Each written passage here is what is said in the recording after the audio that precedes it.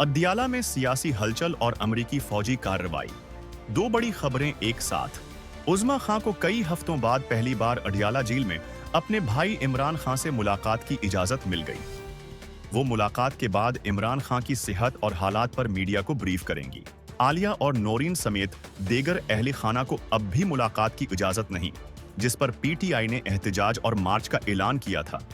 Jail इंतजामिया का कहना है कि सिक्योरिटी खदशात के वजह से बरकरार है और इस्लामाबाद और रावलपिंडी में दफा 144 नाफिज है। आलिया खां का इल्जाम है कि इमरान खां 1 माह से तन्हाई में हैं और हुकूमत कुछ छुपा रही है। जेल के अतराफ सिक्योरिटी सख्त है, 5 इजाफी चेक पोस्ट्स और 700 से जायद अहलकार तैनात हैं। खबर नंबर 2।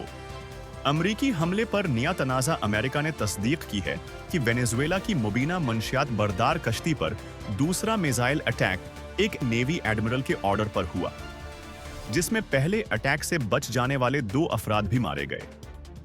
व्हाइट हाउस का कहना है कि सबको कत्ल करने का कोई हुक्म नहीं दिया गया, मगर दोनों पार्टीज के कानून साज इस वाकये की इन्वेस्टिगेशन का मुतालबा कर रहे हैं। सितंबर से अब तक ऐसे अटैक में 80 से जायद अफराद हलाक हो चुके हैं, जबकि वीडियोज में ड्रग स्मगलिंग का वाज़ेह सबूत नहीं दिखाया गया।